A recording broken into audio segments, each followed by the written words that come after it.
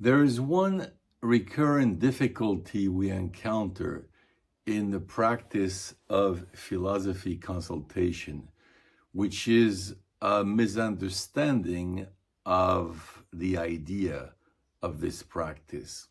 Generally, or often, people come with a specific problem, existential problem, relational problem, social problem, and they come and expect some help, some solution, some guidance from someone, like you would do with a psychologist, with a coach. So when they come and have a philosophy consultation, when we start the process, they're a little bit troubled by the fact that we investigate the way they think. We ask them to clarify their thinking, to problematize their thinking, to look at different hypotheses. And they sort of get lost because they don't see the point. They have the impression their problem is now being solved. And maybe at the end of the 1 hour consultation, they might even be disappointed or upset that they didn't get what they wanted from the philosopher. And so here we should clarify this misunderstanding by saying the following thing. Most problems that people have in their life comes primarily from two different relation or conception they have of their problem. The first one is the over-investment in the problem, or we can call it the dramatization of the problem, where they give so much value to the problem that it is a problem, where if they would give less importance of value to this problem, it might be less of a problem. Yeah? So it's more the relation to the problem more than the problem itself, which is the issue. So when we have a consultation, we work on this relation.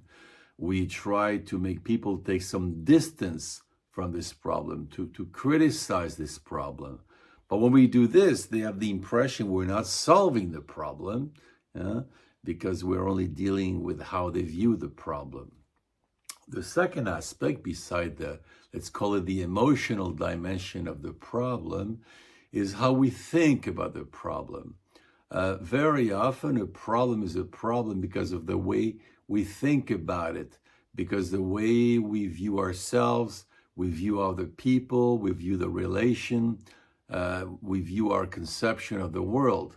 So in a philosophy consultation, what we will try to do is to make people conscious of the way they think, of their presupposition, of their postulates, of their beliefs. And maybe the problem is based on beliefs that they have about the issue itself, how they think about it. So by making them conscious of this presupposition, and maybe they could problematize this presupposition, then it might help them to deal with the problem. So we invite them to some distance, to some critical thinking of their own way of thinking. And then we can invite them to envisage different hypotheses, different ways to look at the issue. Actually, if you think about it, often that's what happens when you go to a psychologist, except he's not so interested in getting you to understand the method and the thinking. He will just apply certain specific schemes. But in the philosophical practice, we work on the overall thinking of the person, the way he thinks, his capacity of thinking. So we invite them to be, for example, more plastic. Very often when we become too obsessive about something, and then indeed it can become a problem. But if we become more plastic, if we think that there would be other hypotheses, anything, divorce, death, existential issues like the feeling of nothingness or worthlessness, of stupidity, very often it's a problem because of the way we think about it. And we are not ready to look at it in a different aspect. So during the consultation, we're going to work on the plasticity of the mind, we're going to invite the person to be able to reestablish some internal dynamics, some life to their thinking, so they're less fixed, stuck in their belief. Most of the problems that human beings encounter in their life are due to either the anxiety towards certain ideas, certain principles, certain situation, or to the fixity of the mind, to the fact they're stuck in a certain way of thinking, right? So during the consultation, we're going to try to reestablish some peace, primarily, to be more peaceful about the issue, and therefore to think about it more freely, and therefore to be more plastic, more flexible about the way we think about the issue. Now, of course, it's a much less immediate type of conception where we don't want to solve the problem. I mean, why not? Maybe the problem is solved. But more we try to address the general thinking of the person, his general existential positioning, the way he thinks about himself, right? It's the know thyself of Socrates in order to be able to deal with issue, in order to be able to understand the world, understand ourselves. So it's a slow process. It's what Plato calls a long method. Through questioning, we invite the person to think better, more clear, more flexibly about himself, about the world, about issues, right?